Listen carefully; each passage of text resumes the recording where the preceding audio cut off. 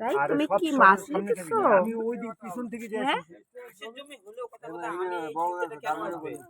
তুমি ধরো না রাই। ও রাই, তুমি কি মাছ ভাজবা?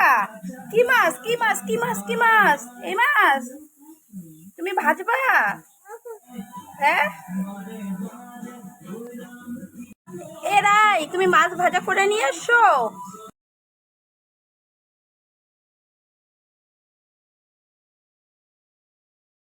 এ রাই, তুমি মাছ ভাজা করে নিয়ে এসো। হ্যাঁ,